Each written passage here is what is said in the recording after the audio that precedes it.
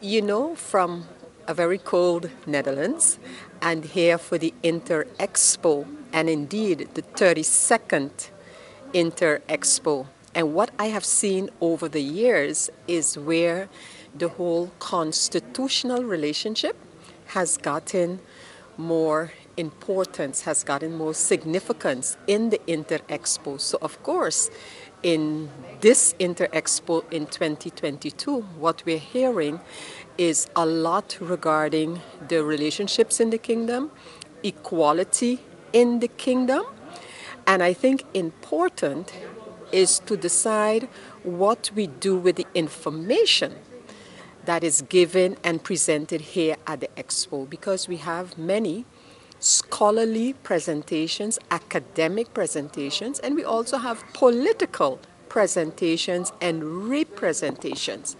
So I think it's important as I listen to the different speakers, and I will be participating in a panel on Rijkswetten later on Thursday. And I think important is that we decide what it is we're going to do after all of this is said and done. Because I do believe, however, that the issue of the relationships in the kingdom, the charter of the kingdom, and the whole matter of equality vis-a-vis autonomy, that these matters deserve urgent attention by the powers that be today, so the governments and the parliaments of the kingdom.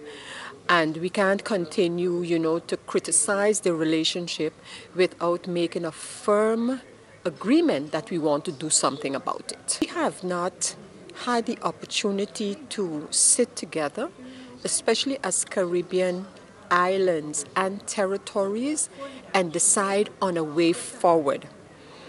While in 1954, the charter might have been a good and clear document, whether you agreed with the content or not. Fact is that today in the kingdom, there are a lot of unclarities in the charter, and it depends on how the Dutch/the kingdom government looks at the interpretation. So when it comes to Rijkswetten, for example, we cannot vote. That's one of the issues, democratisch deficit, etc. We cannot vote as other countries, but it should not be so that if we are against a particular issue because it affects our islands, that then the second and first chamber would still go ahead and approve such a law. And you're seeing that happening more and more.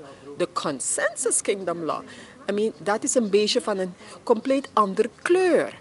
En dus het gaat om de implementatie en uitvoering van verschillende aspecten van het statuut. En daar wringt het, daar wringt het. Je hebt bijvoorbeeld de waarborgsfunctie. Je hebt gevraagd over de equality, de gelijkheid, etc.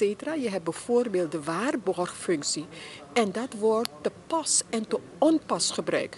Dus wat je eigenlijk ziet, is dat het statuut probeerde tegemoet te komen aan de wens van toen van de eilanden voor een soort zelfstandigheid, dus autonomie eigenlijk, maar niet helemaal wilde losgeven volledige autonomie. Dus het is een beetje de positie van de GEFMIN bijvoorbeeld, dat zit ertussen.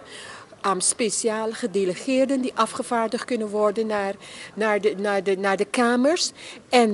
Maar dat is niet voldoende, want als er geen vertrouwen is tussen de politici heen en weer, dan kan je bijvoorbeeld in theorie een situatie krijgen waarbij de landen zeggen, nee, dat zou niet bij Rijkswet moeten gebeuren, en dat de kamers daar toch mee doorgaan.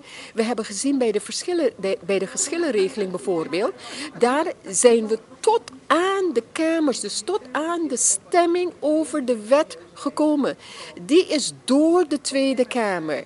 En bij de Eerste Kamer zijn toen de landen gaan zeggen van nee, dat is toch niet helemaal wat we wilden en wat we in IPCO hadden afgesproken. En toen werd het door de Nederlandse Koninkrijksregering teruggetrokken. Dus we zitten vandaag zonder een geschillenregeling. Zo'n belangrijk instrument dat voorgeschreven is in het statuut. Hè? Dus er zijn zeker sterke knelpunten in de verhoudingen. En ik persoonlijk zie veel liever waar we het gaan hebben over die knelpunten, hoe best op te lossen. Dus in het achterhoofd gelijkheid, sommigen zeggen gelijkwaardigheid, maar gelijk als land of als landen zijn we niet. Niet te vergelijken met Nederland, niet te vergelijken met elkaar. Er zijn gewoon verschillen. Zij het schaalverschillen, zij het ontwikkelingsverschillen. Er zijn gewoon verschillen. Dat moeten we toegeven. En dus de hamvraag is, willen wij met elkaar verder? Want als het antwoord daarop is ja, dan moeten we kijken hoe we die knelpunten uit de weg kunnen halen. Ik kan niet praten voor alle eilanden, maar op Sint Maarten is de sociaal-economische ontwikkeling die bepaalde challenges heeft doorstaan, veel belangrijker dan om capaciteit en energie te gaan steken in bijvoorbeeld referenda. Hè? Dus op dit moment is voor mij belangrijk, ja, er zitten knelpunten. Onze voortgang wordt een beetje door die knelpunten belemmerd. Maar er zijn zeker zaken die de bevolking aangaan, die ik zou willen aanpakken. Voordat ik zou zeggen, laten we een referendum gaan organiseren, horen wat daaruit komt. Dus ik zie veel liever een concrete aanpak van what are the issues right now in the relationship. Hoe gaan we daarmee om? En dan gezamenlijk dat wij ieder kunnen gaan kijken naar wat onze bevolkingen nodig hebben.